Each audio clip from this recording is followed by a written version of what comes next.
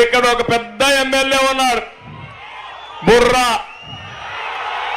మణిసూదన్.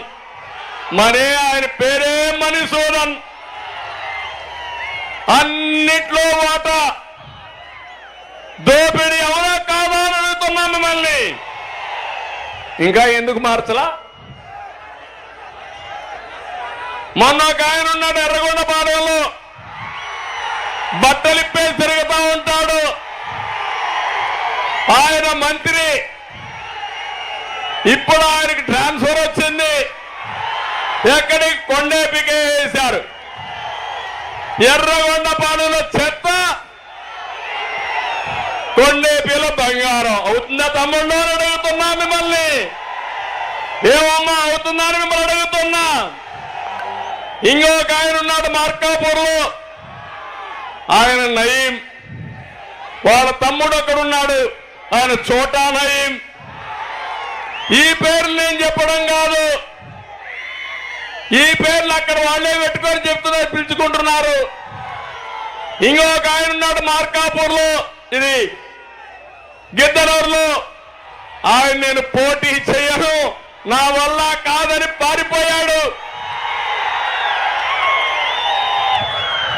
ఇంకొక ఆయన ఉన్నాడు దర్శనం, ఎక్కడ చూసినా అన్నిట్లో వాటాలు.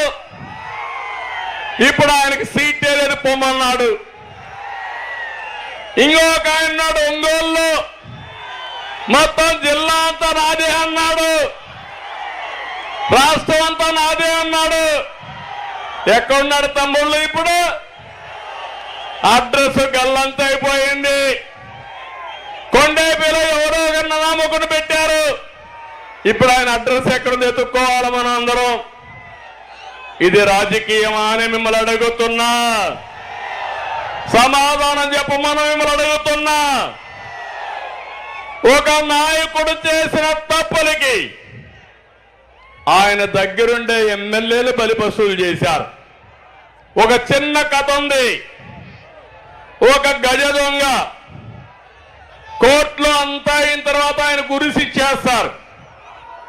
జడ్జి అడుగుతాడు, నీ చివరి కోరికేంటో కోరుకోమంటాడు. మా తల్లిని పిలిపించమంటాడు.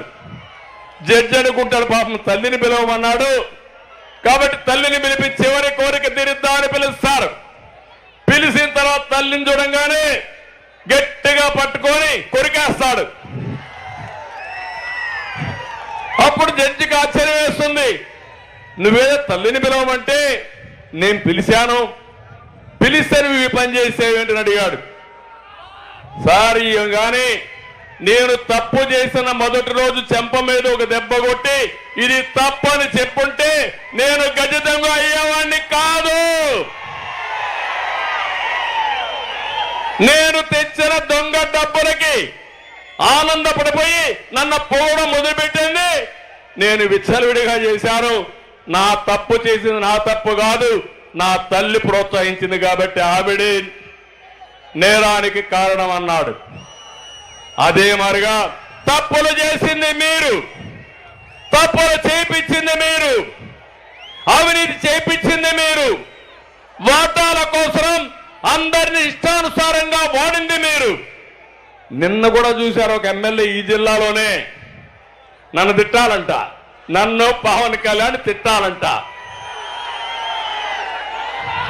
అంటే ఎంపీ సీటు కావాలంటే, ఎమ్మెల్యే సీటు కావాలంటే ఎంత సేవ చేశావని కాదు. చంద్రబాబుని ఎన్నిసార్లు తిట్టావు, ఎన్నిసార్లు బండబూతులు తిట్టావు, లోకేష్ ఎంత తిట్టావు, పవన్ కళ్యాణ్ ఎంత తిట్టావు. దానిపైన సీట్లు ఇచ్చే పరిస్థితి వస్తే ఇంకా ఈ రాష్ట్రం ఏమవుతుందో మీరే ఆలోచించమని మిమ్మల్ని కోరుతున్నా. కొంతమంది ఎమ్మెల్యేలు అన్నారు, కొంతమంది ఎంపీలు అన్నారు, మాకు సంస్కారం ఉంది, నీకు సంస్కారం లేదు, మేము తిట్టాం, అవసరమైతే నువ్వు సీట్ ఎక్కిపోయినా పర్వాలేదని చెప్పారు. వాళ్ళని గట్టిగా అభినందిస్తున్నా, మీరు కూడా అభినందించాల్సిన అవసరం ఉంది. అంటే ఇవన్నీ చూసిన తర్వాత తమ్ముళ్ళు మీకు బాధ అనిపిస్తుందా లేదా అని అడుగుతున్నా.